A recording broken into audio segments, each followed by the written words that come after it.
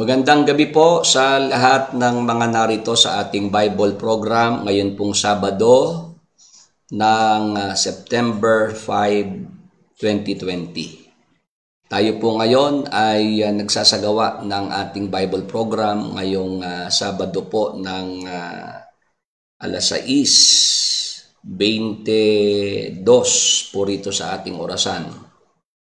Dahil po sa ating pagsasagawa po ng ating monthly Lord's Supper.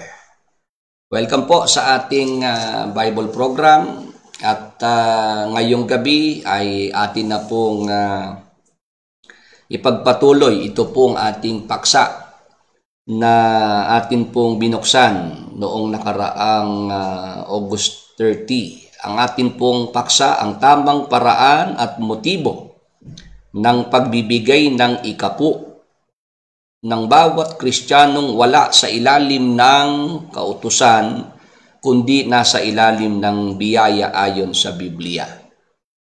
Yan, nababasa naman po sa ating mga monitor, sa ating mga screen, ang ating paksa. Dito po ay tungkol sa pagbibigay ng ikapu. Yun pong tithes, 10% bahagi, 10%. Dito po sa ating paksa, maliwanag po agad na mapapansin natin na mayroon palang dalawang klase ng pagbibigay ng ikapu sa Biblia. Dalawang klase po ang pagbibigay ng ikapu ng tithes sa Biblia. Ano po yon? Yung pagbibigay ng ikapu sa ilalim ng kautusan at pagbibigay ng ikapu sa ilalim ng biyaya. Tama po ba? Napansin po ba ng ating mga kasama? Na sa Biblia po, kung ating pag-aaralang mabuti, dalawang klase po ang pagbibigay ng ikapu. May pagbibigay ng ikapu nasa ilalim ng kautusan. At mayroon naman pong pagbibigay ng ikapu nasa ilalim ng biyaya. O ngayon, bago ko po pala ipagpatuloy ito pong ating paksang ito, kanina po ay mayroon pong tumawag dito po sa ating mga contact number na nakapost po rito sa ating Facebook page na Bible program. Meron pong tumawag na galit na galit at nagmumura po. Pakilitaw nga natin yung number noong ito po ay miyembro po sa grupo ni Soriano. Yung ito po yung kanyang contact number na ang bungad ikaw ba si Willie Santiago? Sabi ko, ako, ikaw, sino ka naman? Hindi ka importanteng malaman mo kung sino ako. Dito siguro sa screen, dito mo i-post para alam noong mga narito sa ating programa at maging yung nagre-record ng programa natin sa Apalit, Pampanga at sa Brazil na siguro itong number na ito noong tumawag kanina ay mainam siguro makausap nyo po ito. At pagsabihan nyo po na pagkatatawag, dapat marunong po nung GMRC. Marunong po nung good manners and right conduct. Tumawag sa ating mga contact number at ako tatakutin pa. Pinagbabantaan po ako sabi ko ako hindi ipinanganak para takutin.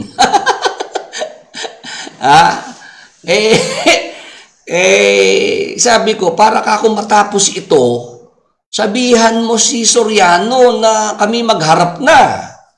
Kami magdebate na dahil ako 10 taon na ka ako, mahigit yan yung aking pag-aanyaya sa kanya, paghahamon sa kanya na kami magdebate. Ang inyo pong nakikitang numero ay yan po yung numero ng miyembro dyan po sa grupo ni Soriano na tumawag kanina at nagwawala po, nagmumura at galit na galit. Bakit ayaw mong tantanan, ayaw mong tigilan si Brother Eli? Sabi ko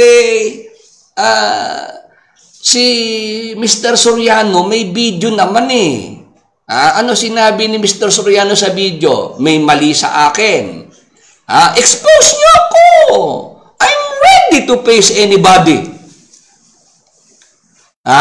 Yun yung video ni Soriano na sinabi niyang may mali ka sa akin sa mga itinuturo ko. Expose niyo ko.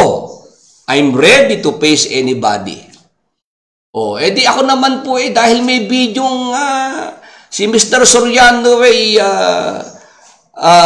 nagsabi siya na kung may mali siyang sinasabi, may mali siyang turo, i-expose siya at siya naman ay haharap. Di yun naman ang aking ginawa. Ginawa ko naman na i-expose ko yung mga mali-maling turo ni Soriano at ito naman, napatunayan naman natin na talaga namang mali-mali. Natatandaan nyo po yung nakaraan lang na pinagyabang ni Mr. Soriano. Ano sabi ni Mr. Soriano? Yang si Moises, yang si David, hindi sila pwede sa 1,000 taon na makasama para maghari at humatol sa 1,000 taon sa milenyum. Bakit? Si David Ika may diskriminasyon. Sinabihan Ika si Goliath na di tuli. Paano Ika yan sa 1,000 taon kung may lalapit kay David at hindi tuli? Ang sasabihin lang ni David, hindi ka tuli, hindi ka tuli, hindi ka tuli. Yun Ika, diskriminasyon yun. Nung ako po ang sumagot, ano sabi ko? Yung pagsasabi ni David na hindi tuli si Goliath, kasi kako, binibigyang diin lang ni David yung tungkol sa tipan ng pagtutuli. Alam kasi kako ni David na sa kanilang mga lahing Israelita, sapagkat ang ninuno po nila ay si Abraham, may ibinigay ang Diyos na tipan ng pagtutuli. Kaya malakas ang loob ni David, kahit siya bata pa nung mga panahon na yon, na harapin at labanan itong higanting si Goliath dahil sa tipan ng pagtutuli. Alam ni David na sa pakikipaglaban na yon, sasamahan at tutulungan siya ng Diyos para talunin ito pong higanting si Goliath. And to cut the story short, hindi ba talaga namang natalo ni David yung higanting si Goliath? Tama po ba? Ngayon, noong yan po'y mailitaw ko, yung argumento na yan, na tamimi si Soriano, hindi ho siya nakakibo dyan tapos nagdagdag pa po ako, sabi ko, sinasabi mo, Soriano, na si David hindi pwede sa 1,000 taon at hindi siya qualified na makasama sa paghahari at maging tagahatol. Kung mabasa ko na sa 1,000 taon mayroong special na posisyon si David, nakiusap ang marami, Brother Willie, pakibigay na po sa amin yung inyong reserba na yan dahil hindi naman lalaban sa inyo si Brother Eli interesado po kami sa sinasabi nyo na sa 1,000 taon si David may special na posisyon. Binasa ko. Si David, ibabangon ng Diyos para sa bansang Israel at gagawin niyang hari sa bansang Israel sa loob ng 1,000 taon. Amen. Binasa ko po yung Jeremias, Kapitulo 30, at ang talata po ay 9. Maliwanag po doon na sinasabi na kundi kanilang paglilingkuran ng Panginoong kanilang Diyos at si David na kanilang hari na aking ibabangon sa kanila. Ayan, sa 1,000 taon, doon po mismo sa Israel, si David po ang iluluklok ng Panginoong Hesukristo na hari sa Israel. Kaya yan po'y sumabog yan sa pagmumukha ni Mr. Soriano eh. Sabog na sabog sa pagmumukha ni Mr. Soriano yung aking mga nilatag na yan na mga argumento. Kaya pagkatapos po noong aking broadcast na yan, nung sumunod na pasalamat, tinatanong si Mr. Soriano kung si Juan Bautista ba at si Jose ay makakasama sa 1,000 taon ng paghahari. Nag-igat na si Mr. Soriano. Ayaw daw niyang magpadalos-dalos. Ayaw ko ikang magpadalos-dalos tungkol kay Juan Bautista. Bakit po nagkagano si Mr. Soriano? Kasi nagpadalos-dalos siya kay David. Pati kay Moises, hindi raw pwede sa 1,000 taon. Tingnan niyo po si Mr. Soriano. Ang ugali niyan, i-discredit yung mga personahe ng Biblia.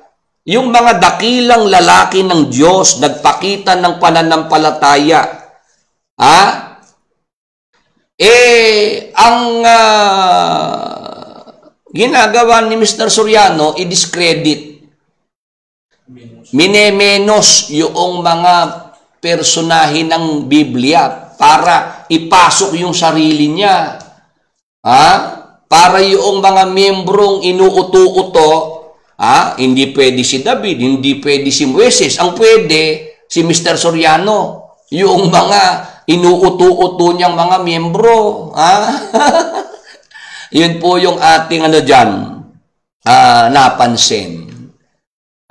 Na noong yan po ay ating ilatag dito sa programa. Eto, nagwawala na sa galit yung mga miyembro ng grupo ni Soriano. Tumawag po sa ating mga contact number at ako'y minumura.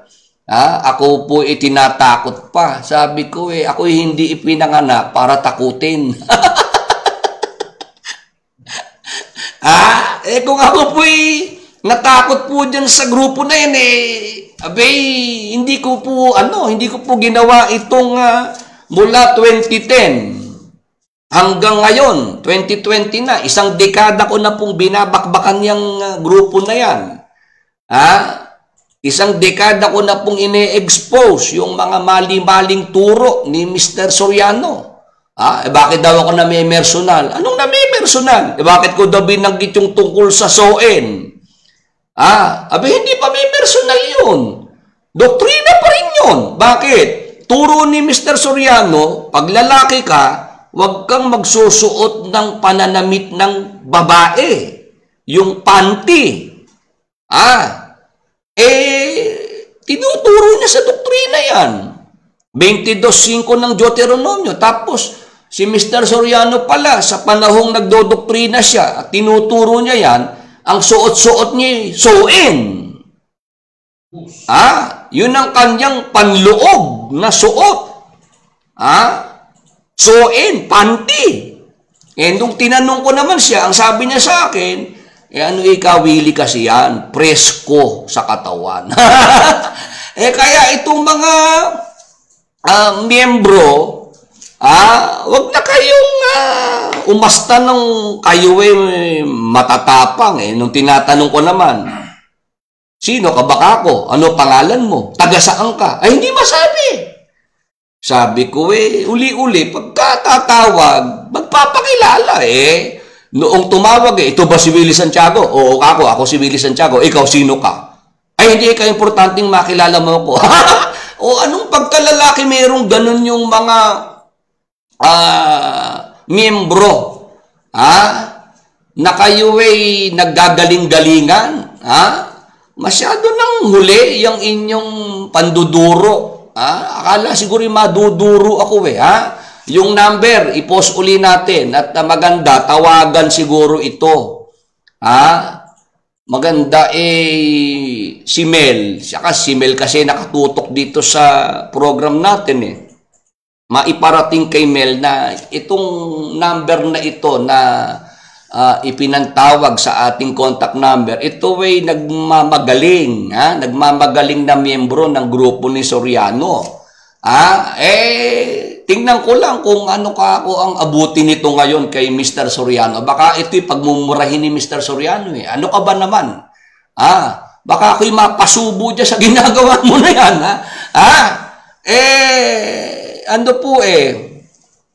itong number na ito, ipinapakita ko para naman kung sakaling si Mel ay magre-report kay Mr. Soriano, sabihin na, Bradley, meron na pong mga miyembrong hindi makatiis.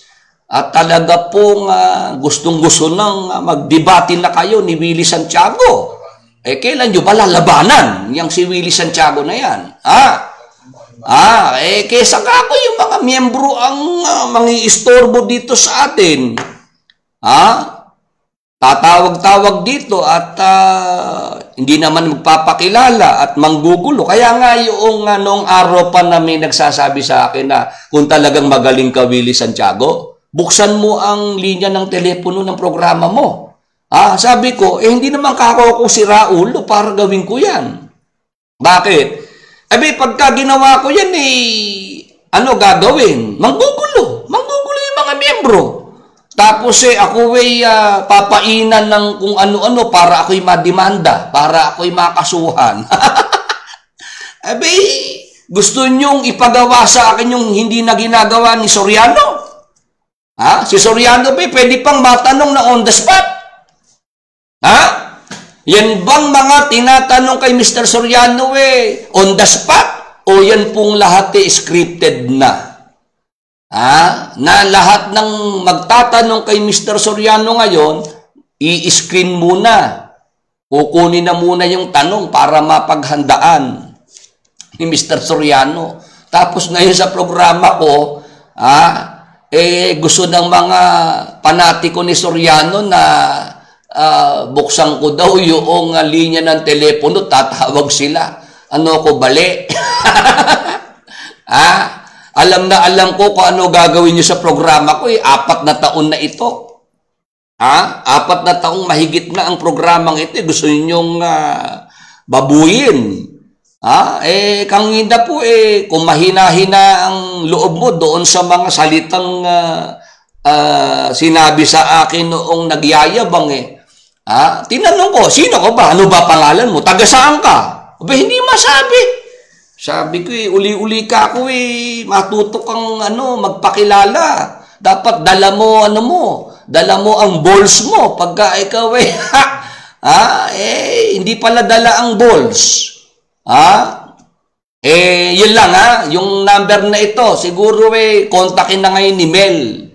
At mai-report kay Mr. Soriano. Meron ditong nagagalit din. Talagang hindi rin kayo makatiis Hindi nyo rin talaga matiis na hindi kayo pumasok sa aking programa.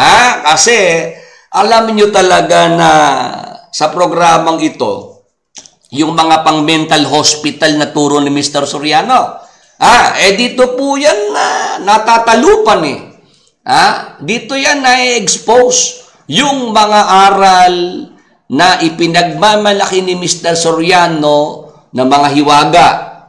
Hiwaga pagka mga uto-uto ang kausap.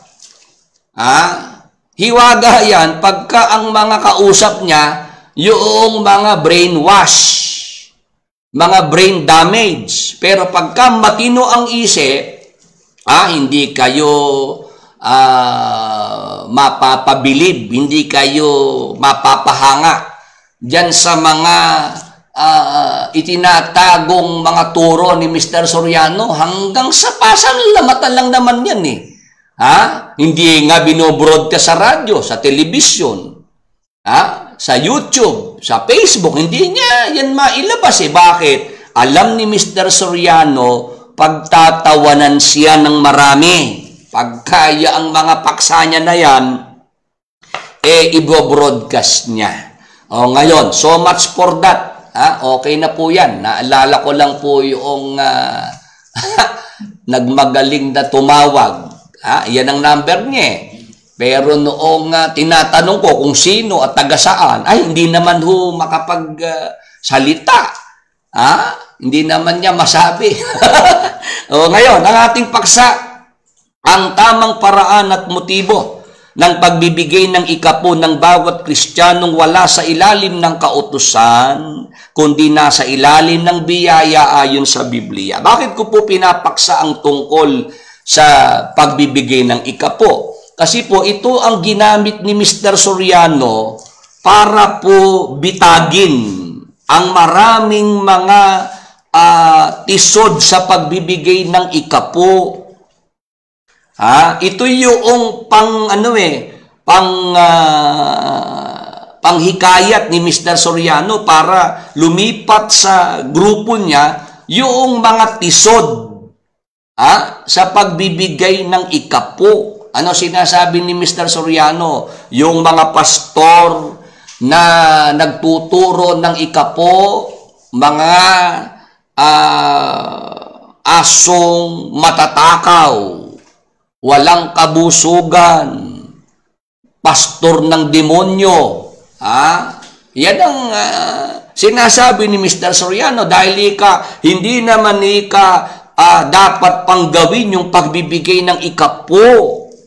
Wala na ikang pag-iikapo sa panahong Kristiyano. Kaya po yung mga nahikayat, nagpuntahan dyan sa grupo ni Mr. Soriano dahil ang alam nila, wala nang pagbibigay ng ikapo. Nung sila po'y naging miyembro na doon sila nagulantang, doon sila nabigla. Bakit?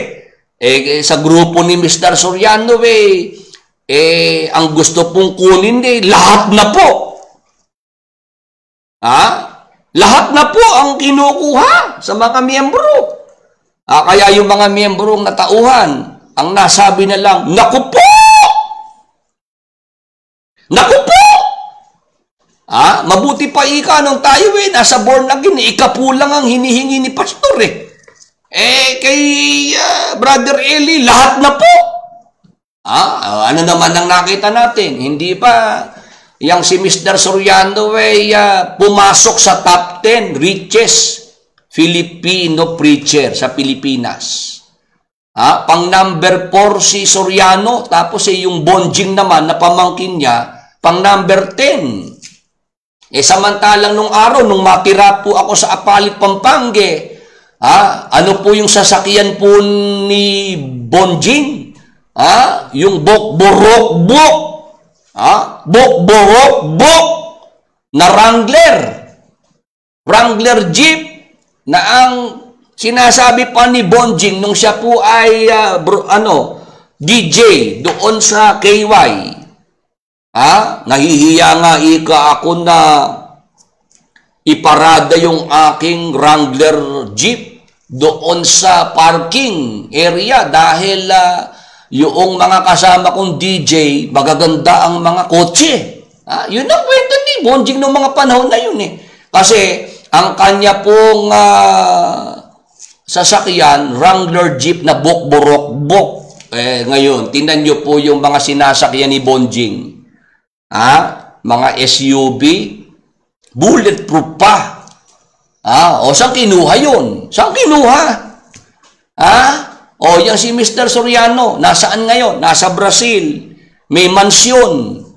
$2.5 million ang kanyang mansyon sa Brazil. Tapos yung mga nakaparadang mga sasakyan doon sa kanyang mansyon. Makita nyo po kung mga BMW. Saan kinuha yun? Kinuha sa mga miyembro. Bakit? Kasi nga, si Mr. Soriano, ayaw niya ng ikapo. Gusto niya lahat na po. Kaya tayo po, pinapaksa natin ng tungkol dito po sa pag-iikapo. Bakit? Sa Biblia po, dalawang klase po ang pag-iikapo.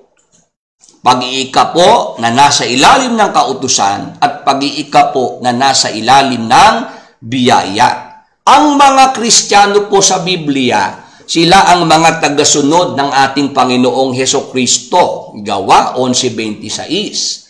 Ang mga Kristiyano ay wala sa ilalim ng kautusan. Roma 6:14. Nakikinig po ba ang ating mga kasama?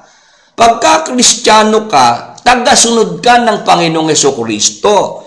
At ikaw bilang Kristiyano, wala ka sa ilalim ng kautusan, kundi ikaw ay nasa ilalim ng biyaya.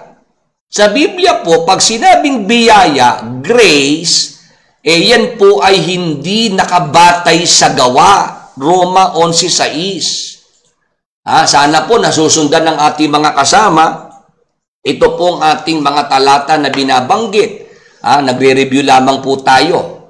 Pagka biyaya, hindi yan sa mga gawa. Sa ibang paraan ng biyaya ay hindi biyaya. Kaya, yung mga Kristiyanong tagasunod ng Panginoong Hesukristo, wala tayo sa ilalim ng kautusan, kundi tayo po'y nasa ilalim ng biyaya. Yung kautusang binabanggit na wala tayo sa ilalim ng kautusan, yan po yung kautusan ni Moises na binigay ng Diyos kay Moises sa bundok ng Sinai. Ano po yun? Yun nga po ang 10 utos. Yang kautusan ni Moises na siyang 10 utos, kasama na po yung mga tuntunin, yung mga kahatulan. Yan po ay ibinigay para sa bansang Israel. Malakias 4:4. Yung ating mga kasama, 45 po ang narito po sa ating Facebook Live. Nasusundan niyo po ba yan? Tayong mga Kristiyano, wala sa ilalim ng kautusan ni Moises. Ang kautusan ni Moises, yan po yung 10 utos. Kasama yung mga tuntunin. Ibinigay sa bansang Israel. Malakias 4:4. Kaya kung tayo po'y nasa Pilipinas at mga Pilipino, tayo ho ba ay nasasaklaw, nasasako ng kautusan ni Moises? Pwede po bang makahingi ng sagot sa mga narito? 45 po ang narito sa ating Facebook Live. Praise the Lord. Ang kautusan ni Moises na siyang 10 utos, ito po ay ibinigay para sundin ng bansang Israel. Nakikita po ba yung talata Malakias 4:4? Yan, paki-refresh lang yung aking monitor dito, Kaya tayo po, hindi tayo dapat malito. Gusto ko lang pong ang mga narito sa Bible program ay ma-educate. Hindi po ba binabasa naman natin ang Biblia? Ang Biblia po, makikita nyo po, nahati yan sa 2 panahon. Matandang tipan at bagong tipan. Tama po ba? Ang aklat ng matandang tipan, 39. Tingnan nyo po ang inyong Biblia. Makikita nyo po may pagkakahati ang mga aklat ng matandang tipan. Tama po. Kung bibilangin po natin mula Henesis hanggang Malakias, yan po ay 39 books. Tapos, pagdating naman sa bagong tipan, meron naman pong 27. 27 po ang mga aklat ng bagong tipan. Yung sa matandang tipan, 39. Ngayon, kung tayo po ay mag-iisip lang ng maayos, sa pagkakahati po ng Biblia, sa 2 panahon, matandang tipan at bagong tipan, nasaan ang mga Kristiyano dyan? Pwede po bang sumagot ang mga kasama natin kung naintindihan po yung punto na aking binibigyan po ngayon ng diin. Pag hinawakan nyo po ang Biblia at binasa, makikita nyo po, mga aklat ng Matandang Tipan, 39. Mga aklat ng Bagong Tipan, 27. Saan po tayo dyan? Saan po tayong mga Kristiyano nakabilang? Pwede po bang sumagot yung mga kasama natin kung naiintindihan? Tayo po ba ay sa Matandang Tipan, sa mga aklat ng Matandang Tipan, o sa Bagong Tipan, sa mga aklat ng Bagong Tipan, tayong mga Kristiyano? Sa Old Testament po ba o sa New Testament? Sige nga po. New Testament po, Bagong Tipan. Ayan, Bagong Tipan. Ayan. Salamat po sa inyong mga tamang sagot. Yan po yung gusto kong ipapansin sa mga nagbabasa ng Biblia. Lalo po sa grupo ni Mr. Soriano. Kung kayo lang po ay uunawa, makikita nyo agad kung paano kayo niluluko ni Mr. Soriano. Pag gumagamit ho ng mga talata sa Biblia, madalas po ang ginagamit sa Old Testament. Tapos po, pag binasa na po yung Old Testament, eto na, doon na ipapasok ni Mr. Soriano yung para yung mga miyembro ay ma-brainwash niya. Babasa po sa Old Testament, sa aklat ng Matandang Tipan, ang kanilang puno magmumula sa gitna nila. Aking palalapitin siya at siya lalapit sa akin. Ano po ang gagawin ni Mr. Soriano? Binasa po yung Jeremias 30 at 20. I-apply sa kanila nung pamangkin niya. Tingnan niyo po kalokohan ni Mr. Soriano. Kaya galit sa akin Kasi nabibisto ko yung kanyang mga itinuturo sa mga miyembro, para sa Israel, ina-apply sa iglesia. Hello? Hindi naman si Mr. Soriano at yung pamangkin niyang si Bonjing yung tinutukoy niya sa Jeremias 30:20. Ang kanilang mga anak naman ay magiging gaya ng una. 21. Jeremias 30:21. Ang kanilang prinsipe ay magiging isa sa kanila at ang kanilang puno ay magmumula sa gitna nila at aking palalapitin siya at siya'y lalapit sa akin. Diyan pa lang, niluluko na kayo ni Mr. Soriano Bakit?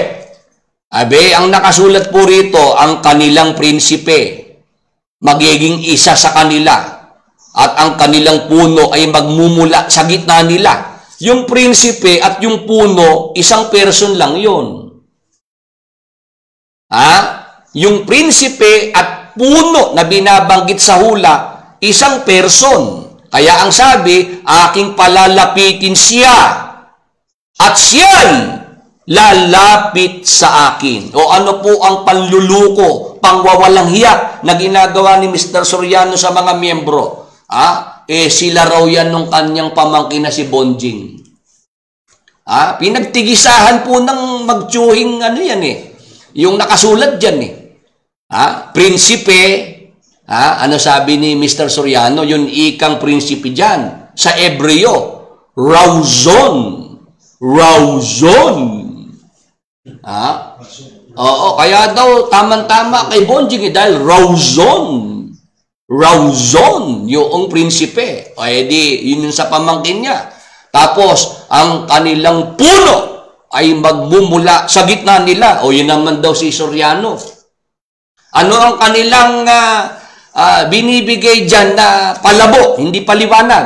Ang ibig sabihin ni Ika dyan na magmumula sa gitna nila ang kanilang puno, yan ipinanganak sa iglesia. Anak ika sa iglesia. Dito ika sa samahang ito, sa iglesyang ito. Kami ika ng pamangkin ko. anak sa iglesia. Dito na kami ipinanganak sa iglesyang ito. Okay, kung pag-aaralan mo naman, si Mr. Soriano, siya mismo nagsasabi, naging Katoliko siya nung araw tama po.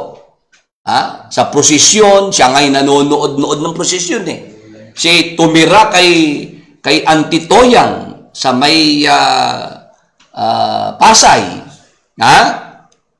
Tapos, dahil yung Antitoyang matandang dalaga, siya naging palaki. Inampun siya noon. Tapos hanggang sa maging kaanib na yung mga magulang ni Mr. Soriano doon sa Iglesia ng Diyos kay Kristo Jesus, haligi at suhay ng katotohanan. Yun po yung pinangasiwaan naman ni Nicolas Perez. Doon sa iglesia na yon, doon nabautismuhan ng mga magulang ni Mr. Soriano. Doon din naman nabautismuhan si Soriano. Pati yung mga magulang ni Bonjing, doon din nabautismuhan sa iglesia ng Diyos, kay Kristo Jesus, haligi at suhay ng katotohanan.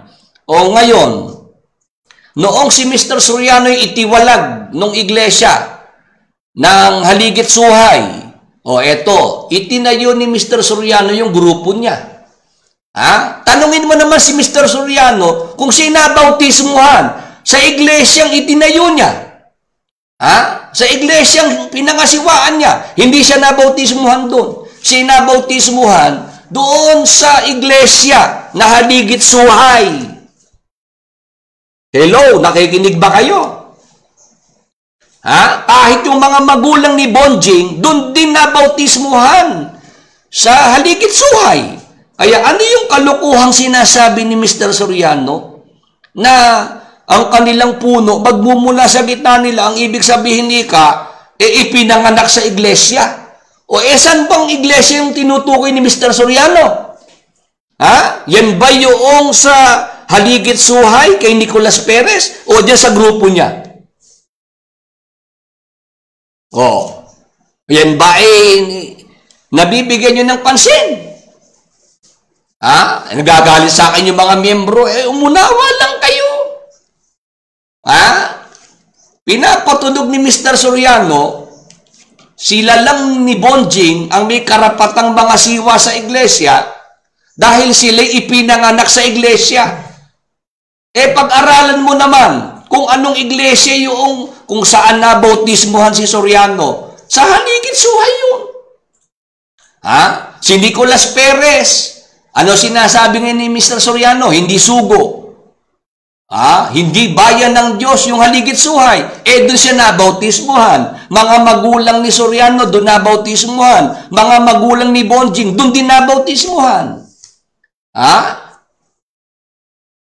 Ray Ann Puentes, ayan, magandang gabi salamat po ngayon, nakita niyo po ba na ito yung paggamit ng Biblia na wala sa ayos. Ikaw ay Kristiyano, nasa bagong tipan ka, umaatras sa lumang tipan, ang pagbabatayan para magkaroon ng hula, ng kahalalan, mga aklat ng matandang tipan.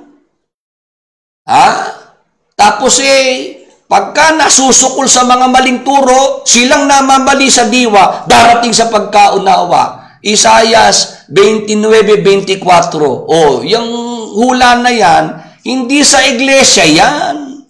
Sa Israel iyan. Nagkakaintindihan po ba tayo? Tinuturuan ko po kayo kung papaano ang Biblia babasahin ng maayos. Kristiyano dapat sa bagong tipan. Dapat sa mga aklat ng bagong tipan. Hindi pwedeng Kristiyano ka, umaatras ka sa matandang tipan, sa mga aklat ng matandang tipan. Doon ka ngayon kumukuha ng mga turo.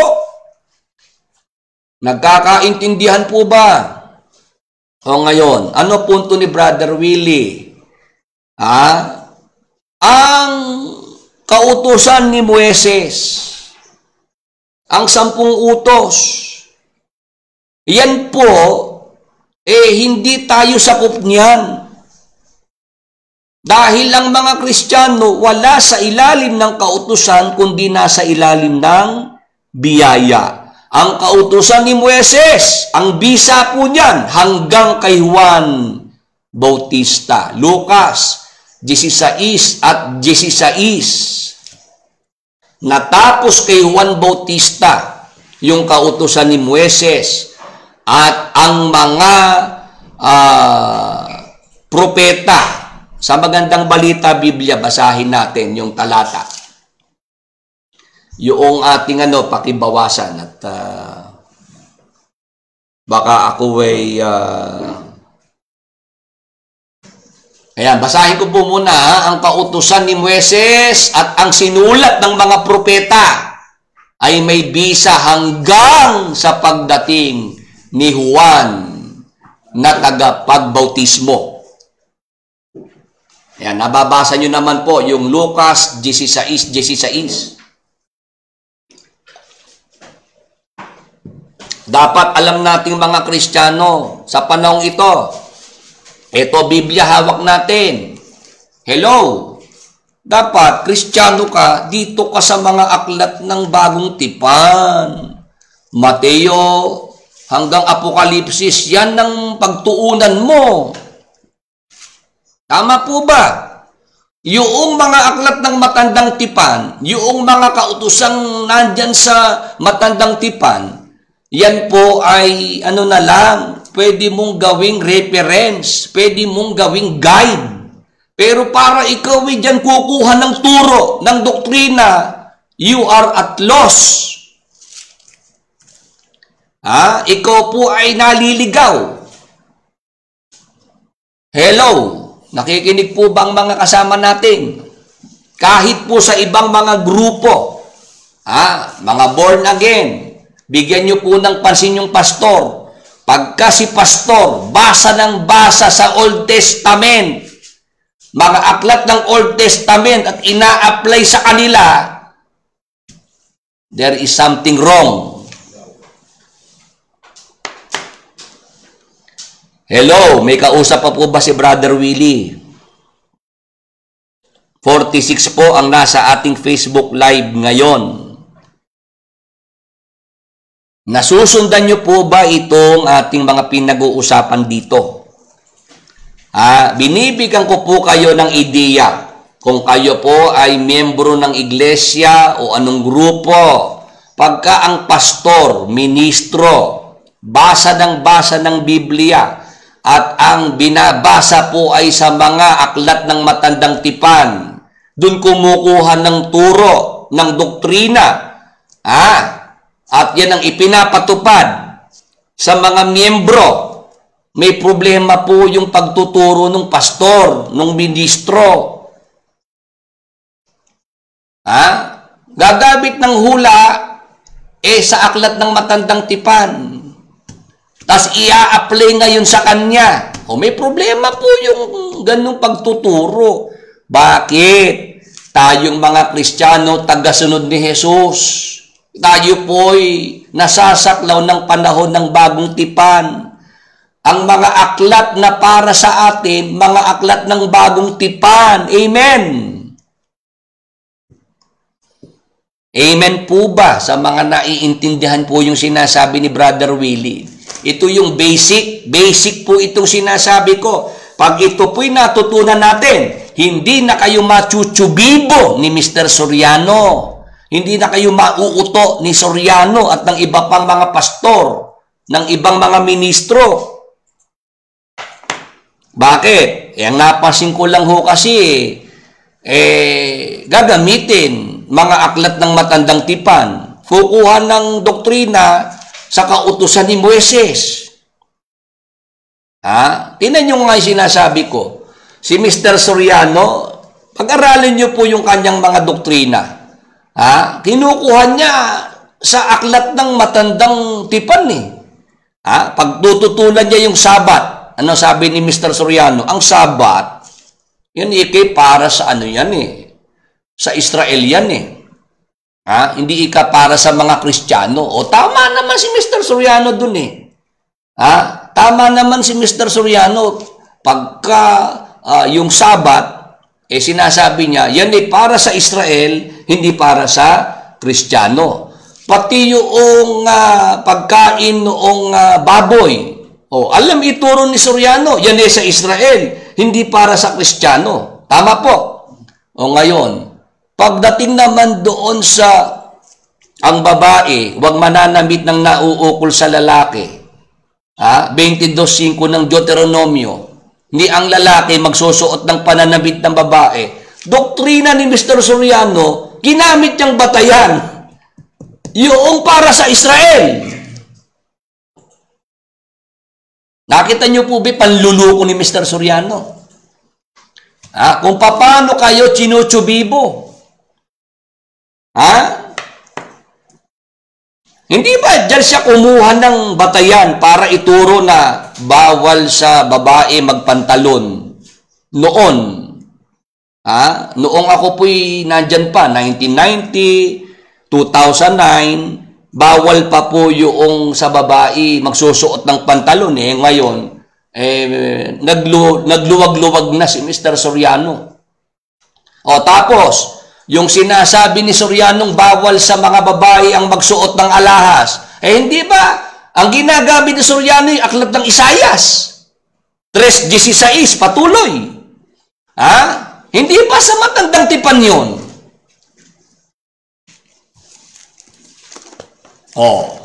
Si Mel na nagre-record itong programang ito, kumakamutan ng ulo yan. Bakit? Pinapakita ko lang, si Soriano, hindi siya consistent. May tiyempo, alam niyang ituro, yan sa Israel, hindi sa iglesia. May tiyempo, yung tungkol dyan sa Sabat, tungkol sa bawal kumain ng baboy, alam niyang ituro yun. Na yan para sa Israel. Ngayon, pagdating naman sa magsusuot ng alahas, babasahin niya, Isayas 3:16, ang mga anak na babae ng Sion, dahil naging mapagmataas, ay sinasabi sa hula na aalisin ng Diyos yung mga kagayakan na hiyas, hikaw, kwintas, sa lumang tipan binabasa. Nakita niyo po ba yung sinasabi ko? Pati hula, yung para sa Israel, kinukuha ni Mr. Soriano at ina-apply sa iglesia. Diyan nga po talaga nagkakaroon ng problema. Diyan nagkakawindang-windang ang turo ni Mr. Soriano. Ngayon, sa atin po, na ipinagkaloob ng Holy Spirit yung unawa, yung understanding. Maliwanag sa atin na Kristiyano tayo, hindi tayo sakop ng matandang tipan ng kautusan ni Moises. Tama po. Tayo po ay nasa ilalim ng biyaya ng ating Panginoong Jesucristo. May bagong tipan. Dapat dyan tayo. Sa bagong tipan at sa mga aklat ng bagong tipan. Yung 39 books ng Old Testament, gagamitin lang nating referensya. Hindi para kuhanan natin ng turo ng doktrina. Nagkakaintindihan po ba tayo?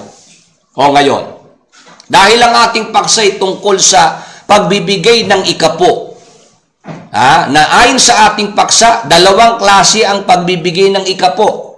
Pagbibigay ng ikapo sa ilalim ng kautusan at pagbibigay ng ikapo sa lalim naman ng biyaya. Unahin natin yung pagbibigay ng ikapo sa ilalim ng kautusan ni Moises. Basahin ko po ang Malakias 3:10.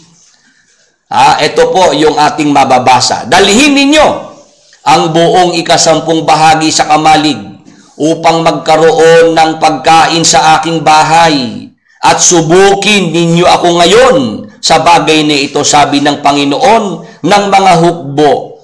Kung hindi ko bubuksan sa inyo ang mga dungawan sa langit at ihuhulog ko sa inyo ang isang pagpapala na walang sapat na silid na kalalagyan. O kayo po ba'y nakikinig pa? Kayo po ba ay nakakasunod sa ating ngayon po ay pinag-uusapan? Binasa ko po ang Malakias 3:10. Malakias 3:10. Ang aklat po ni Malakias, bahagi po yan ng matandang tipan. Siya po yung ika-39 books ng Old Testament. Siya nga po yung pinakahuling aklat ng matandang tipan, ang aklat ni Malakias. Ngayon, ano po ang gusto kong maintindihan ng mga kasama natin? O Kristiyano tayo? Kristiyano po tayo. O yung binasa po bang Malakias 3:10 para sa atin ba yan?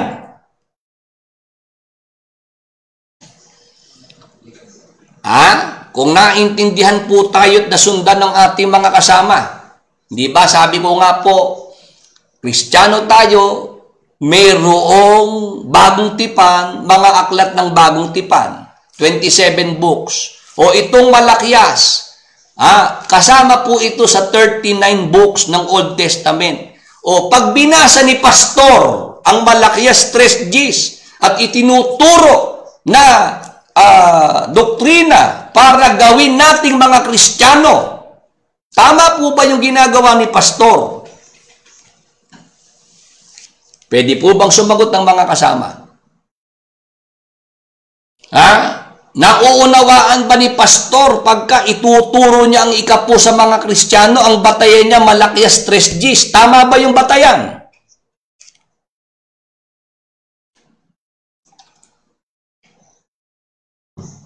₱44 po itong nasa ating Facebook Live. Pwede po bang kayo po ay sumagot?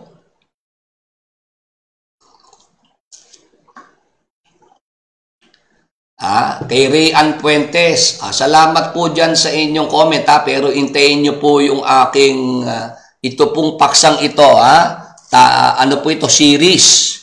Pangalawang bahagi pa lamang po yung tinatalakay ko, baka pwedeng hintayin nyo muna.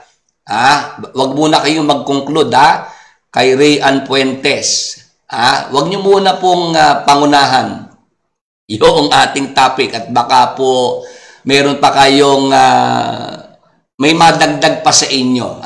Baka po yung inyong nalalaman, pwede pang madagdagan kung hayaan nyo lang pong matapos itong paksa ko. Yun po yung aking hintayin nyo po yung kabuuan po ng ating paksa. Ito po yung series. Ang punto ko po ganito, para sa mga kaibigan din nating pastor, wala akong tutol sa pagtuturo ng ikapo sa panahong Kristiyano. Ang tutol ko lang, pagka yung Malakias 3:10 ang gagamiting batayan. Hello? Do you get my point? Kahit mapanood tayo ng ating mga kaibigang pastor, very vocal naman ako sa sinasabi ko Wala akong tutol na ituro sa mga Kristiyano ang pagbibigay ng ikapo sa panahong ito. Ang tinututulan ko, yung batayang ginagamit. Ano batayang ginagamit? Malakias 3:10. Bakit? Kasi ang Malakias 3:10, ito po ay para sa bansang Israel yan. Nagkakaintindihan po ba tayo?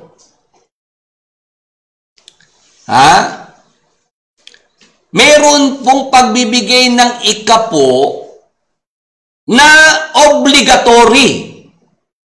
Sa Israel po yan. Ang Malakias 3:10, ito po yung pagbibigay ng ikapo na nasa ilalim ng kautusan ni Moises. Ngayon, ano ba istorya ng pagbibigay ng utos na yan? Na yung mga Israelite dapat magbigay ng ikapo.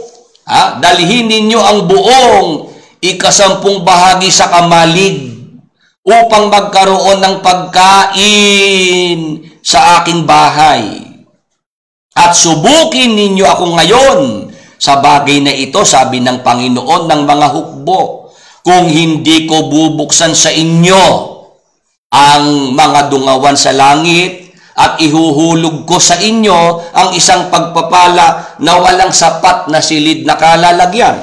Ano po ba ang dapat nating maunawaan tungkol po rito sa utos na pagbibigay ng ikapo noon sa Israel? Ganito po kasi yan. Nung sila po ay makarating na sa lupang pangako sa pamamagitan po ni Josue, noong parti-partihin na po yung lupang pangako sa mga anak ni Israel, 12 lipi, 12 angkan po iyan. Yung 11 angkan, sila po ay nakakuha ng parte ng mana. Yung 11 angkan. Pero yung angkan ni Levi, hindi po sila nagkaroon ng parte sa lupa. Doon po sa lupang pangako. Nagkakaintindihan po ba tayo? Kay Rayan Puente, sabi ko nga po, welcome po yung inyong dyan, kaya lang, hindi pa po tapos yung topic ko, kung naiintindihan nyo po yung sinasabi ko kay Rayan Puentes. Yung paksa pong ito po yung series. Aabot pa po ito sa susunod na linggo, susunod pang linggo, kaya hayaan nyo na po muna yung paksa ko at I dare you na meron pa ho kayong matututunan dito. Meron pa ho madadagdag sa inyo. Kaya kung meron kayong alam tungkol sa ikapo, well and good. Pero hayaan nyo po, programa ko po ito programa ko po ito. Hayaan nyo pong ilatag ko po yung lahat ng aking batayan. Yun lang po yun naman yung sinasabi ko kay Rayan Puentes. Na may dinidiscuss po akong topic. Ngayon, pumasok po kayo dito, welcome. Pero ang akin pong sinasabi, hayaan nyo po yung programa ko po, matapos ko po yung topic. It's very unprofessional po na sa loob ng classroom ay nagdi-discuss po yung teacher. Meron pong nagbabat in at sana naintindihan nyo po yung punto ko, pwede pong ireserba nyo po yung inyong mga pinopost po dito. Hayaan nyo po munang tapusin ko po itong topic na ito. Maliwanag naman ang punto ko Kung ituturo natin ng ikapo sa panahong Kristiyano, wag nating gagamiting batayan, malaki ang stress Gs. Dahil lang malaki stress Gs, yan po yung ibinigay na utos na pag-iikapo sa panahon ng Israel. O bakit po ba nagkaroon ng utos na pagbibigay ng ikapo sa panahon ng Israel? Kasi yung lipi ni Levi, angkan ni Levi, kung saan nanggaling si Moises at si Aaron, yung Aaronic priesthood, hindi sila nabigyan ng parte doon sa lupain ng lupang pangako sa Kanaan. Kaya para mabuhay itong sina Aaron at yung mga anak ni Aaron na mga saserdote sa Israel, inutusan ng Diyos yung 11 tribes, yung 11 tribo na sila po'y magbigay ng ikasampung bahagi dito po sa angkan ni Levi. Am I understood? Naintindihan niyo po ba? Naintindihan niyo po ba yung ating sinasabing ito? Para alam natin kung bakit may pagbibigay ng ikapo na iniutos sa panahon ng Israel. Dahil yung angkan ni Levi, dyan po nanggaling si Moises, dyan din po nanggaling si Aaron. Si Aaron, siya po yung saserdote sa panahon ng Israel. Si Moises, propeta. Magkaiba ng office. Si Aaron ay saserdote, priest. Si Moises, propeta. Kay Mr. Soriano lang naman pinaghahalo yan eh. Kay Mr. Soriano, si Moises, siya saserdote. Mali. Ang saserdote, si Aaron at yung mga anak niya. Si Moises, propeta. O ngayon, dahil itong angkan ng Levi kung saan doon kinukuha yung mga saserdote, wala silang naging parte sa lupain ng Kanaan, sa lupang pangako, para sila mabuhay, may pagkain sila. Inutusan yung 11 angkan na magbigay ng ikapo sa angkan ni Levi. Amen. Amen po ba sa ating mga kasama? Kaya merong utos na pagbibigay ng ikapo sa Israel noon. Ngayon, sino po ang inuutosang magbigay ng ikapo at sino po ang inutusan namang tumanggap ng ikapo? Hebreo 7 at 5. Ganito po mababasa natin. At katotohanan, ang mga sa anak ni Levi na nagsisitanggap ng katungkulang saserdote ay mayroong utos na kumuha ng 10 bahagi sa bayan ayon sa kautusan sa makatwid ay sa kanilang mga kapatid, bagamat ang mga ito ay nagsilabas sa mga balakang ni Abraham. O sino po ang may obligasyong magbigay ng ikapo at may obligasyong tumanggap ng ikapo sa panahon ng Israel? Hindi po ba maliwanag naman ang inutusang magbigay ng ikapo 11 angkan ni Israel? Ang may utos naman, obligasyong tumanggap, yun naman pong angkan ni Levi na may katungkulang saserdote. Amen. Maliwanag na po ba sa atin yan? Yung pagbibigay ng ikapo na nasa ilalim ng kautusan ni Moises, yan po yung iniutos sa 11 angkan ni Israel para po mabigyan ng ikabubuhay yung angkan ni Levi. Kasi sila yung mga saserdote, mga pare.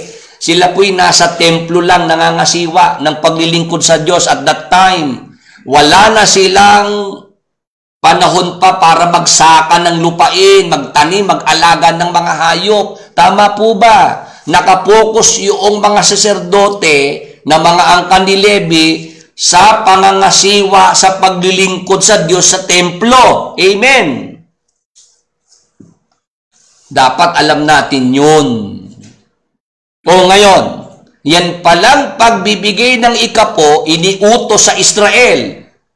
Ang inutusan, 11 angkan ni Israel para magbigay ng ikapo. Ang tatanggap naman, yung mga angkan ni Levi na may katungkulang saserdote sa Israel. O ngayon, pag-aralan natin. Sa panahon ng Israel, kung babalikan natin yung panahon na yon, hindi tayo kasama doon, pagka ikaw po'y kabilang ka sa 11 angkan ni Israel, hindi mo ibinibigay yung ikapo. Hindi ka nagtatights. O ano ang sabi dyan? Malakias, 3:8 hanggang 11. Eto po tandaan natin, hindi ito sinasabi para sa mga Kristiyano. Sinasabi po ito para sa mga lahing Israelita, yung 11 angkan ni Israel. Nanakawan baga ng tao ang Diyos, gayunmay ninanakaw ninyo ako.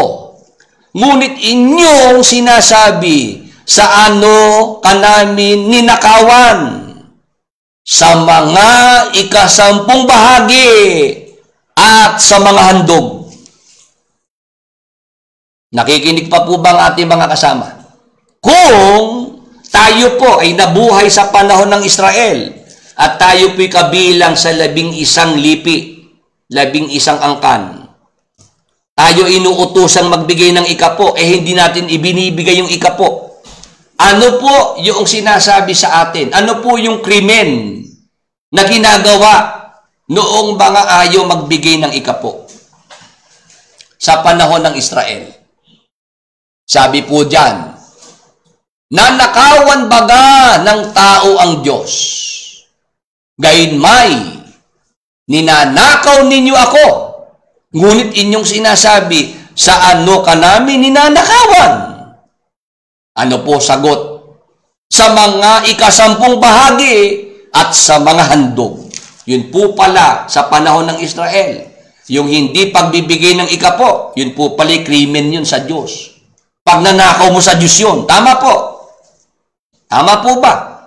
Ang hindi pagbibigay ng ikapo noon sa Israel, pag nanakaw sa Diyos. Ang problema kay pastor, narito siya sa panahong Kristiyano, tinuturo niya ang pag-iikapo, pag hindi nagbibigay ng ikapo yung miyembro, ang sinasabi ni pastor, kapatid, ninanakawan mo ang Diyos. Pag nanakaw sa Diyos, yung hindi mo pagbibigay ng ikapo. Tama ba si pastor? Hello? Maayos ba si pastor sa kanyang sinasabi na yun na yung mga miyembro niya na hindi nagbibigay ng ikapo sa panahong ito, ninanakawan ng Diyos? Kaya pagka yung miyembro natakot na yung hindi niya pagbibigay ng ikapo'y pagnanakaw sa Diyos, dahil sa takot, magbibigay na po ng ikapo Tama po ba? Kasi sasabihin ni pastor, walang maliligtas na magnanakaw.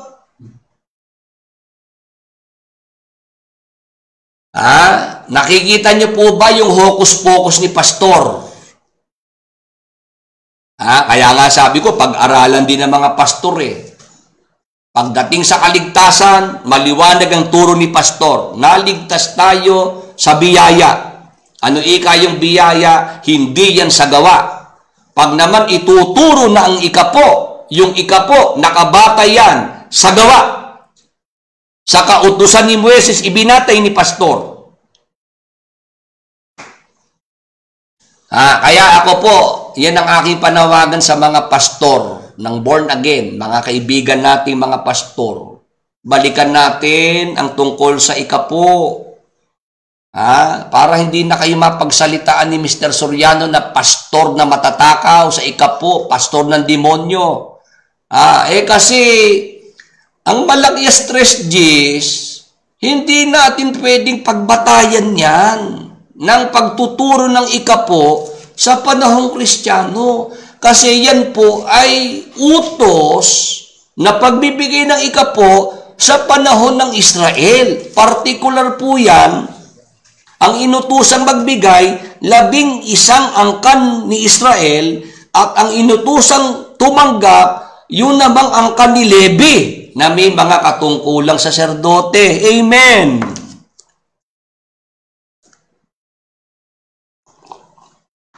Amen po ba sa mga naintindihan yan? Ngayon, sa Israel noon, pag ikaw hindi ka nagbibigay ng ikapo, pag nanakaw yun sa Diyos. Ngayon, ano pa sabi ng Diyos? Tuloy natin ang basa. Pag hindi ka nagbibigay ng ikapo, kayo'y nangagsumpa ng sumpa sapagkat inyo akong ninakawan sa makatidbagay nitong buong bansa. Pag po pala ikaw hindi nagbigay ng ikapo sa panahon ng Israel, ikaw po pala ay susumpain. Ha? Basahin ko nga po dito sa Magandang Balita Biblia, yung Malakias 3 at 9. Ito po ang ating mababasa.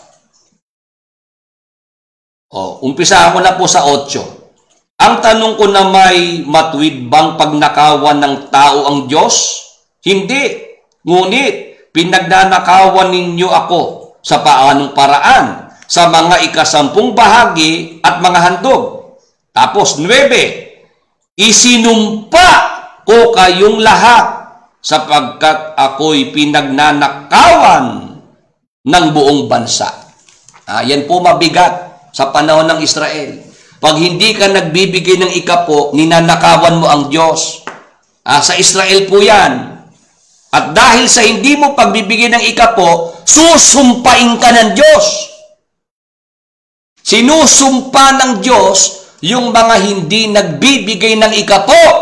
Kailan yan? Sa panahon ng Israel. Ngayon, pag si pastor binasa yan at sinabi, mga kapatid, sinusumpa kayo ng Diyos kasi hindi kayo nagbibigay ng ikapo. Tama ba si pastor doon? Maliwanag naman ang sinabi sa Galatia 3:13, tayo po'y tinubos na ni Jesus Christ sa lahat ng sumpa. Amen.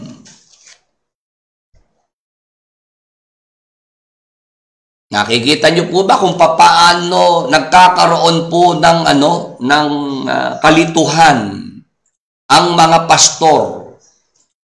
Tinuturo nila ang mga sumampalataya kay Jesus Christ, tinubos sa lahat ng sumpa. Tapos, pag hindi ka naman nagbigay ng ikapo, susumpain ka naman ng Diyos. Nakita niyo na po ba yung punto na sinasabi ni Brother Willie?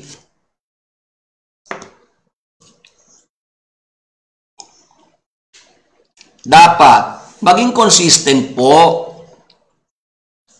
Ang Kristiyano, wala sa ilalim ng kautusan.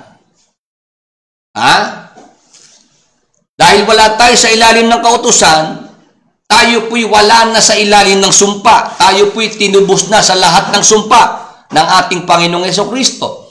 Tapos ngayon, pagka yung miyembro hindi nakakapagbigay ng ikapo, tatakutin ni pastor. Ang pananakot ni pastor, pag nanakaw yan sa Diyos, hindi maliligtas ang magnanakaw. Akala ko ba may kaligtasan na ang Kristiyano? Dahil sa biyaya. Tapos, pag hindi nag-ikapo, nagnanakaw at hindi maliligtas yung magnanakaw. Tapos, pag hindi nag-iikapo, susumpain ng Diyos. Hindi ba tinubos na sa lahat ng sumpa?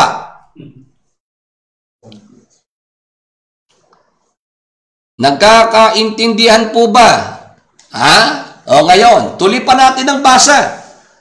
Sa Magandang Balita Biblia ko nababasahin.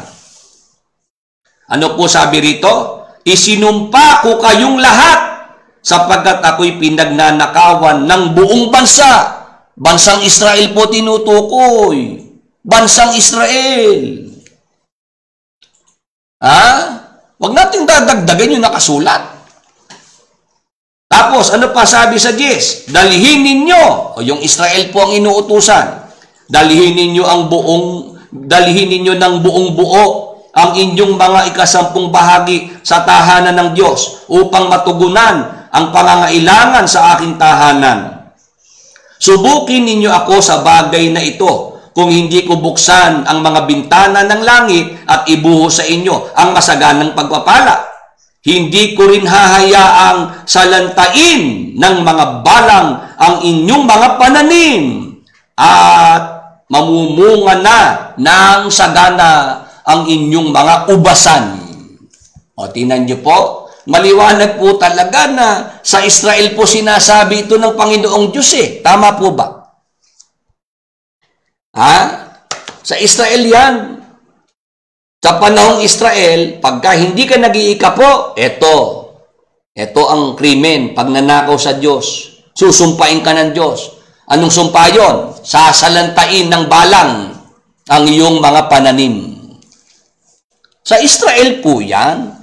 Huwag ho nating i-apply sa panahong ito, sa bagong tipan?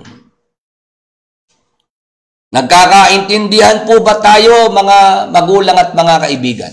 Ngayon, bakit po hindi na po dapat i-apply yang tungkol sa obligatory tithes na iniutos sa Israel noon? Ba't hindi na po yan applicable sa panahon ng bagong tipan? Basa, Hebreo 7:12. Ito po ang ating mababasa.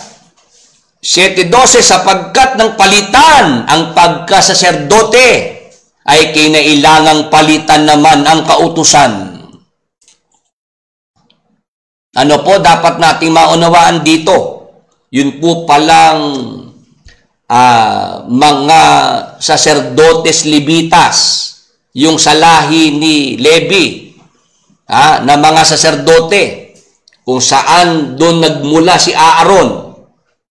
Yun po palang pagkasaserdote na palitan na. Ibig sabihin, lumipas na yung Aaronic priesthood, Levitical priesthood. Amen.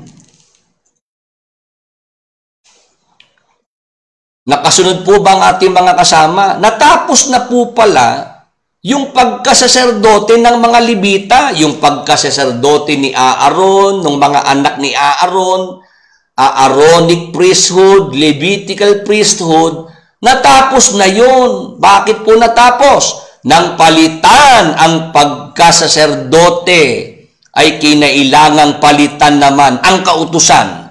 May binabanggit po ritong kautusang napalitan.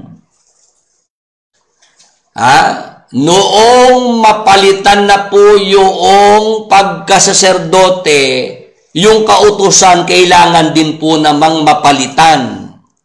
Pag si Mr. Soriano ang bumasa ng 7:12 ng Hebreo, pinapatunog ni Mr. Soriano, 10 utos yung napalitan dyan. Matututo na naman si Mr. Soriano sa atin. Mamumulot na naman. Ang kautosang binabanggit po rito na napalitan, kautusan tungkol sa saserdote. Hindi naman 10 utos yung tinutukoy dyan Yung kautusan patungkol sa pagkasaserdote ang napalitan.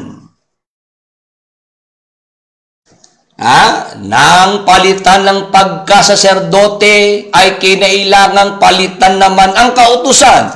Aling kautusan po ang binabanggit na napalitan? Yung kautusan tungkol sa pagkasaserdote. Ano ibig sabihin? Meron po kasing kautusan tungkol sa mga saserdote sa Israel. Ano po iyon? Na pagka ikaw ay gagawing saserdote, dapat ikaw ay manggaling sa angkan ni Levi, sa lipi ni Levi. Amen. Naintindihan po ba ng ating mga kasama?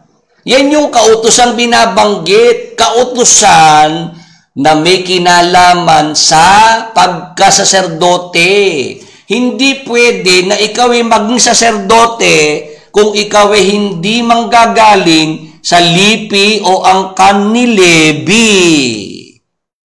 Kasi sa Levi, doon nanggaling si Aaron. Amen. Ngayon, yan palang Levitical priesthood na yan, natapos na pala yan, lumipas na pala yan. Bakit? Napalitan na yung Levitical priesthood. Ang tanong ganito, kung napalitan na, sino ba ang pumalit? Diyan po sa Levitical priesthood. Kaya yung tungkol sa obligatory tithes, tapos na yun. Lumipas na yung obligatory tithes kasi wala na po yung Levitical priesthood. Napalitan na po ng ibang pagkasaserdote. Dahil napalitan na rin ng kautusan tungkol sa saserdote. Ang tanong, sino po ba yung pumalit sa Levitical priesthood? Basa, Hebreo 7:13. Sapagkat yaong tungkol sa kanya ay sinasabi ang mga bagay na ito ay naukol sa ibang angkan, na doon ang sino may hindi naglilingkod sa dambana. Yun po yung sinasabi ko, na kung ikaw ay hindi naman galing sa lipi ni Levi, disqualified ka para maging saserdote. Ha? Ito yung sinasabi na sapagkat yaong tungkol sa kanya ay sinasabi ang mga bagay na ito ay naukol sa ibang angkan, na doon ang sino may hindi naglilingkod sa dambana. 14. Sapagkat maliwanag na ang ating Panginoon ay lumitaw mula kay Huda. Ang Panginoong Jesucristo pong tinutukoy na siya po ay lumitaw mula kay Huda. Si Huda, isa rin po yan sa anak ni Israel. Diyan nanggaling naman ang Panginoong Jesucristo, sa angkan ni Huda. Diyan po nanggaling si David, si Solomon, yung mga hari sa Israel. Diyan po sa Huda nanggagaling. Na tungkol sa angkang yaoy, walang sinalitang anuman si Moises hinggil sa mga saserdote. Hello, nakikinig pa po ba kayo? Ito na ngayon ang pagtuturo ng Apostol Pablo sa kanyang mga kalahing Ebreo. Ini-introduce ng Apostol Pablo si Jesus Christ bilang saserdote, na siya po'y nanggaling sa angkan ni Huda. Hello, itinuturo ng Apostol Pablo sa mga kalahi niyang Ebreo, tapos na ang Levitical priesthood. Napalitan na. Sino pumalit? Si Jesus Christ. Ngayon, si Jesus Christ, saan nanggaling? Sa angkan ni Huda. O ngayon, alam ng mga lahing Ebreo na dapat, kung magiging saserdote, dapat dun manggaling sa lipi ni Levi. O ngayon, bakit si Jesus Christ qualified na maging saserdote? Bagamat siya po ay galing sa angkan ni Huda. Sabi po sa Biblia, nang palitan ng pagkasaserdote, kinailangang palitan naman ang kautusan. Ano ibig sabihin? Hindi na umiiral yung kautusan tungkol sa saserdote, na dapat exclusive ang priesthood sa Levi. Hello, naintindihan po ba tayo ng ating mga kasama? Yun yung sinasabi ko kanina na matututo po tayo, madadagdagan. Pagkahahayaan nyo lang yung paksa na aking tinatalakay. Tinuturo ng Apostol Pablo, it doesn't matter. Nandering na po. Hindi na issue na dapat kung may saserdote, manggaling pa kay Levi. Hindi na po ngayon ganun. Si Jesus Christ na ang dapat kilalaning saserdote. Dahil napalitan na ang pagkasaserdote ng mga Levita. Dahil napalitan na ang kautusan tungkol sa mga saserdote. Amen.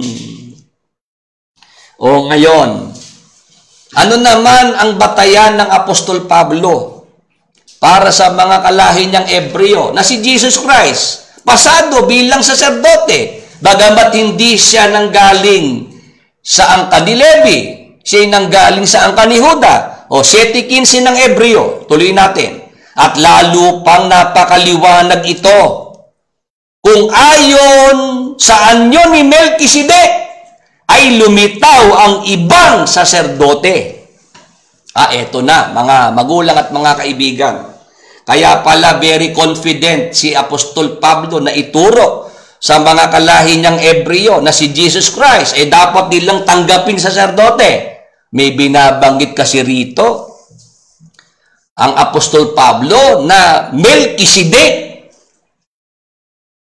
Na itong Melkisedek na ito, siya po'y saserdote rin. Amen. Si Melkisedek Siya po'y saserdote ng Diyos, pero hindi siya nanggaling sa angkan ni Levi.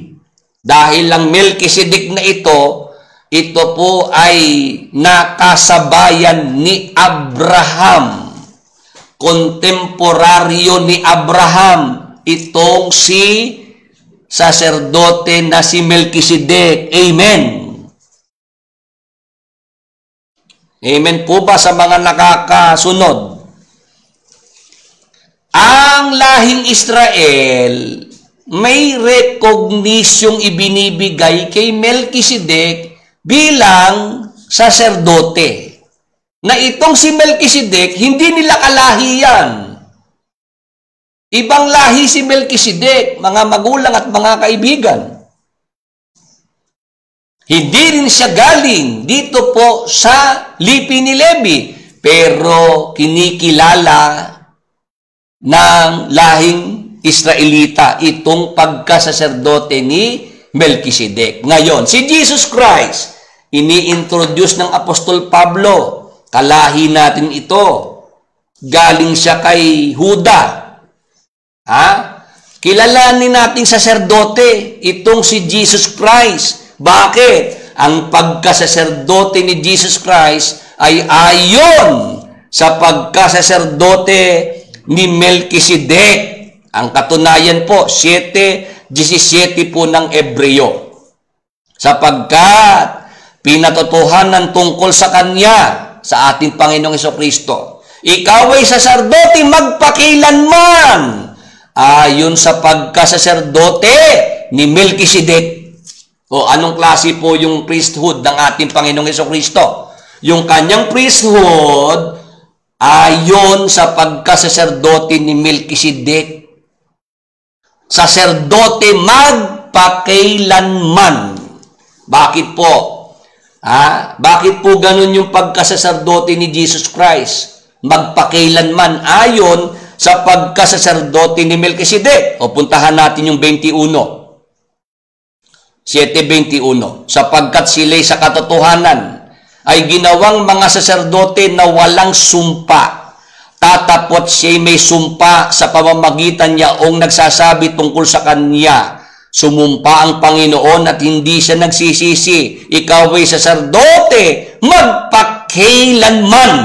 Yun palang pagkasaserdote ng ating Panginoong Hesukristo, mayroon palang sumpa doon. Ano po yung ibinigay na sumpa? Doon po sa pagkasaserdote ng ating Panginoong Hesukristo. Sabi po, ikaw ay saserdote magpakailanman. Yun ang kaibahan ng pagkasaserdote ng ating Panginoong Hesukristo. Magpakailanman yun. Bakit? Kung ikukumpara sa mga Levitical priesthood, ano sabi sa talatang 21? 22. At gayon din naman si Jesus ay naging tagapanagot sa lalong mabuting tipan. Ito ang dapat nating maintindihan, mga magulang at mga kaibigan. Yung pagiging saserdote po ng ating Panginoong Hesukristo, yun po ay superior sa Levitical priesthood. Bakit po? Sa talatang 7:23, at katotohanan sila'y marami sa bilang na naging mga saserdote, sapagkat dahil sa kamatayan ay napigil sila ng pagpapatuloy. Datapot siya, sapagkat namamalagi magpakailanman ay may pagkasaserdote siyang di mapapalitan. Ano ang kahigitan nung pagkasaserdote ng ating Panginoong Hesukristo? Sa pagkasaserdote ng mga Levita, yung mga Levita kaya pala dapat laging mapalitan kasi namamatay sila. Pag namatay, mapalitan para makapagpatuloy lang. Tama po. Ngayon si Jesus Christ, ang kanyang pagkasaserdote, namamalagi magpakailanman. Dahil siya po ay may pagkasaserdoteng hindi mapapalitan. Ano dapat nating maunawaan dito, mga magulang at mga kaibigan? Si Jesus Christ, ang kanyang pagiging saserdote, pattern sa pagkasaserdote ni Melchizedek. Walang katapusan yung pagkasaserdote ni Melchizedek. Ganon din ang pagkasaserdote ng ating Panginoong Hesukristo. Ngayon, ang punto ng Apostol Pablo para sa kanyang mga kalahing Ebreo, kung si Melchizedek, na hindi naman natin kalahi, ay kinikilala natin na siya'y saserdote ng Diyos, si Jesus Christ na kalahi natin, na galing kay Juda, hindi ba pwede nating kilalaning saserdote ng Diyos? Dakilang saserdote ng Diyos. May punto po ba ang Apostol Pablo? Matalino po ba ang Apostol Pablo para makumbinsi niya yung kanyang mga kalahi na ibigay din ng pagkilala kay Jesus Christ bilang saserdote? Kasi nga, tapos na po yung Levitical priesthood. Hindi na rin po umiiral yung kautusan tungkol sa saserdote, na dapat ang saserdote kukunin lang sa lipi ni Levi. Maliwanag na po ba sa atin yan? Naintindihan po ba natin? Si Jesus Christ mula kay Juda, dapat nating kilalanin bilang saserdote ng Diyos. Bakit? Kasi hindi na po issue yung dapat ang saserdote exclusive sa Levitical, sa angkan ni Levi. Natapos na po yung kautusan na yun, lumipas na yun. Si Jesus Christ dapat i-recognize ng kanyang mga kalahi na mga Ebreo. Bakit? Si Melchizedek nga, recognize nating saserdote ng Diyos Hindi naman nating kalahi yan How much more si Jesus Christ na kalahi natin, na galing yan kay Juda. Amen. Amen po ba?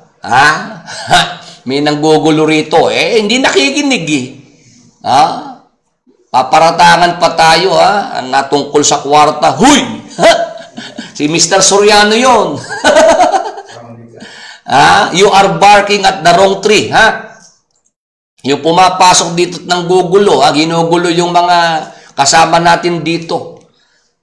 Inaayos nga natin yung tungkol dyan sa ikapu para si Mr. Soriano wala nang matsubibo. Hindi na niya pwedeng mapagsalitaan pa yung mga pastor na nagtuturo ng ikapu. Kaya lang naman nakakapagsalita si Mr. Soriano tungkol dyan sa mga pastor. Kasi nagkakamali ng batayan yung mga pastor para ituro sa panahong Kristiyano ang pag-iikapo. Kaya sila nako-corner ni Mr. Soriano, nasusukol sila kasi tapos na yung Levitical priesthood. Ba't malaki stress dis pa rin ang binabasa? Tama po ba? Tapos na yun lumipas na yung Levitical priesthood. Kaya lipas na po yung obligatory tithes. Lipas na yung pagnanakaw sa Diyos pag hindi ka nagbigay ng ikapo. Lipas na yung susumpain ka ng Diyos pag hindi ka nagbigay ng ikapo. Bakit? Lahat ng yan ay para sa Israel noon. Amen. Pwede ho bang mag-amen yung mga kasama natin? Kaya lang naman nakaka-score si Mr. Soriano sa mga pastor na nagtuturo ng ikapo kasi nagbabatay sila sa Malakias 3:10. Doon sila kumuha ng batayan. Yun ang pundasyon ng kanilang turo patungkol sa ikapo. Kaya may problema talaga. Naintindihan niyo po ba? Dahil lang Malakias 3:10, ang concern po dyan, bansang Israel, mga lahing Israelita. Yung 11 angkan ni Israel at yung saserdotes Levitas, sila po ang concerned dyan, hindi concerned dyan ng mga Kristiyano. Tayo, ang kinikilala nating saserdote, hindi yung Levi, hindi Levitical priesthood. Tayo po, ang ating saserdote na kinikilala si Jesus Christ. Amen. Maliwanag po ba sa atin yan, mga magulang at mga kaibigan? Pagka ikaw, pastor ka na magtuturo ng ikapo, Levitical priesthood ang pinagbabatayan mo, masusukol ka ni Soriano. Talagang mapagsasalita ang ka ni Soriano na pastor na matakaw, pastor ng demonyo. Pagka ikaw, yung pag-iikapo, ang batayan mo, Levitical priesthood. Malakias 3:10. Pero pagka ang pag-iikapo na ituturo sa panahon ng bagong tipan, ayon po sa pagkasaserdote ng ating Panginoong Jesucristo, ay wala pong katalo-talo. Walang kaipit-ipit. Hindi kayo masusukol ni Soriano. Maniwala kayo sa akin. Maliwanag po ba? Tayo po, sa panahon ng bagong tipan, gawin natin yung pag-iikapo. Saan tayo magbabatay? Hindi sa Malakias 3:10. Hello! Yung mga kapatid natin, kayo po ba'y excited ng magbigay ng ikapo? Yung mga nakikinig po sa atin, kung naiintindihan po natin na may pagbibigay ng ikapo, na nasa ilalim ng kautusan, yun po'y lumipas na. May pagbibigay ng ikapo sa ilalim ng biyaya. Kaya excited po ba kayong mag-ikapo, mga kapatid? Kayo ho ba'y excited ng, lalo kung kayo nang galing sa grupo ni Soriano, ang sinabi niya, hindi dapat mag-ikapo sa panahong ito. Hindi dapat gawin niyang pag-iikapo.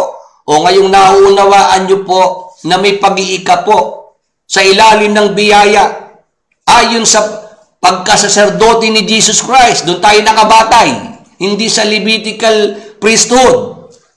Yung pag-iikapo, kayo ho ba'y excited na gawin ng pagbibigay ng ikapo sa panahong ito? Pwede ho bang matanong at sumagot yung mga narito?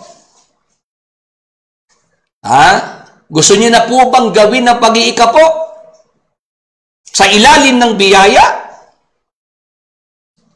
Naghihintay po ako ng sagot kung naintindihan po ng mga nakikinig yung sinasabi ko. Ang hindi natin dapat gawing pag-iikapo, yung ayon sa kautusan ni Moises, yung ayon sa Malakias 3:10, na meron pong itinuturong pananakot si pastor. Ang hindi nag-iikapo, ninanakawan ng Diyos. Ang hindi nag-iikapo, susumpain ng Diyos. Yan po yung pag-iikapo na hindi natin dapat gawin kasi wala tayo sa ilalim ng kautusan ni Moises. Tama po ba? Yan po kasing pag-iikapo na obligatory, yan po ay sa Levitical priesthood po yan. Under sa Levitical priesthood, tayo po'y under ng ating Panginoong Hesukristo. Si Jesus Christ ang ating saserdote. Ayon sa pagkasaserdote ni Melchizedek. Ngayon, kung nauunawaan po natin yung pagbibigay ng ikapo sa ilalim ng biyaya, ang tanong ko po sa 41 na narito po sa ating Facebook Live, interesado po ba kayo at excited po na magbigay po ng ikapo sa panahong Kristiyano ayon sa biyaya? Pwede po bang sumagot yung mga kasama natin? Ako po nung maintindihan ko po ito ako po naging excited nung magbigay ng ikapo At ginagawa ko po yan. At tinuro ko rin po yan sa ibang mga kapatid. Kayo po ba? Interesado po dyan at excited na rin na ibigay natin yung ikapo ayon sa ilalim ng biyaya at hindi po ayon sa ilalim ng kautusan. Yung mga kaibigan nating pastor, mag-aralan niyo po yung aking nilatag ditong batayan. Gusto po ninyong kayo hindi na mabuli ni Soriano. Kung magtuturo kayo ng ikapo, huwag ninyong gamitin ng malakias stress Gs. Natapos na kasi yung malakias stress Gs na yan. Yan pong malakias stress Gs, pagbibigay ng ikapo, obligatory, ayon po yan sa ilalim ng kautusan ni Moises. Yan po ay sa Levitical priesthood. Amen. Para tayo safe, dito tayo sa pagbibigay ng ikapo sa ilalim ng biyaya. Tama po ba? Dalawa po kasi ang pagbibigay ng ikapo. Sa ilalim ng kautusan, yan po sa Israel, sa ilalim ng biyaya, yan po ay sa panahon ng bagong tipan. Tayo po ang ating saserdote, si Jesus Christ. Amen. Ngayon, ang ating tanong ganito. Ano ang tamang paraan at motibo ng pagbibigay ng ikapo ng bawat Kristiyanong wala sa ilalim ng kautusan, kundi nasa ilalim ng biyaya? Kung tayo po'y mga Kristiyanong nasa ilalim ng biyaya, paano tayo dapat magbigay ng ikapo? Ano ang tamang paraan at tamang motibo? Kung sa Israel noon, nagbibigay sila ng ikapo dahil sila'y natakot.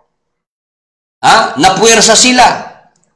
Kaya sila naobliga dahil sa takot. Nagbibigay sila ng ikapo dahil sila'y nagnanakaw sa Diyos at susumpain ng Diyos. O ang mga Kristiyano sa panahon ito, pag magbibigay ng ikapo, ano motibo mo? Dahil ba natatakot ka? Dahil ikaw maaatangang kriminal, nagnanakaw sa Diyos at susumpain ng Diyos?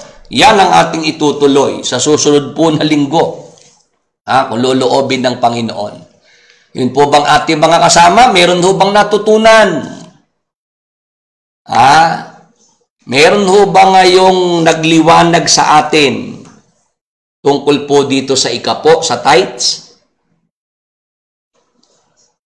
I hope yung mga nailatag po natin, hindi pa ho tapos ang paksa.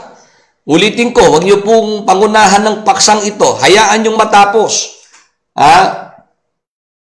Para po makumpleto po natin yung topic na ito tungkol sa pagbibigay ng ikapo sa ilalim ng biyaya.